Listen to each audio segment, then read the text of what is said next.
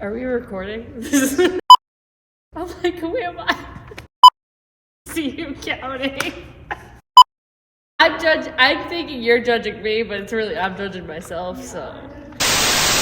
Hello, my name is Mariana Martins, and I am a core team member for the St. Ed's Young Adult Ministry.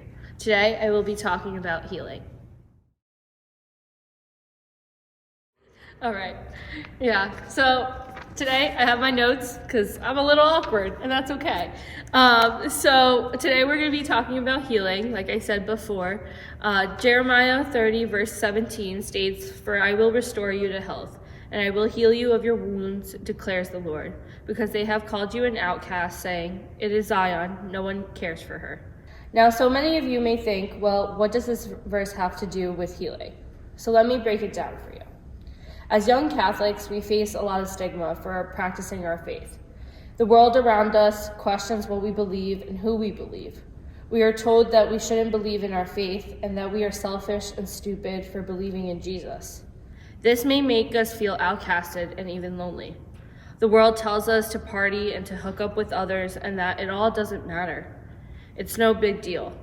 As Catholics, this may make it hard to live a life of Christ, and it may create a wound in loneliness and isolation. However, Christ himself tells us that he will restore our health and heal all of our wounds.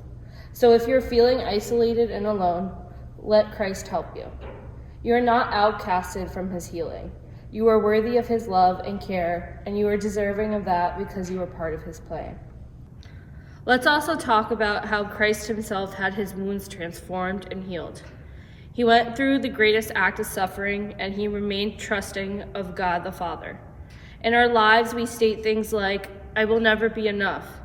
What's the point?" Or, "Should I just give up or quit?" We experience trauma, mental health disorders, physical injuries, job loss, financial stress, and so much more. And for those reasons, we may lose hope in our healing journey. It can feel like healing is something so out of reach, and we don't know where to start. So I'm going to give you 4 things to help you with your healing journey. The first is to go to confession. The priests have heard it all, and don't be worried. They're not judging you. They know your sins. They're here to recognize them and help you find your journey back to Christ.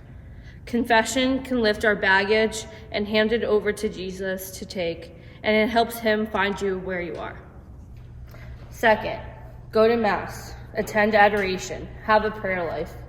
As my co-core team member said, be realistic and honest with yourself about what prayer time looks like for you.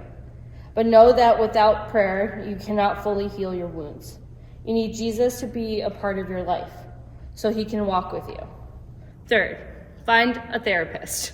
Maybe you had a pretty good life and you just have your typical work or school stress.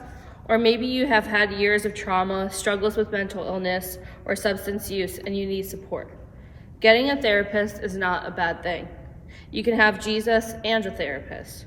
We are Christ's hands and feet, and the therapist can help support you on your healing journey. Fourth and final step, find Christ-like people in your life. Find the people that will remind you of your identity as Christ's beloved daughter or son. Find people that will care for your needs and support you when you feel that you are not worthy of healing. To wrap this up, healing looks different for everyone. Healing can feel great some days and extremely difficult the next. Do not be judgmental of yourself. Let yourself feel your wounds and let Christ into them. If you mess up on your healing journey, just start where you messed up. Do not harden your hearts and mind because you had a hiccup. Get up, do what you can, and let Christ walk with you. Thank you for listening, and I hope to see you at one of our St. Edward's Young Adult events.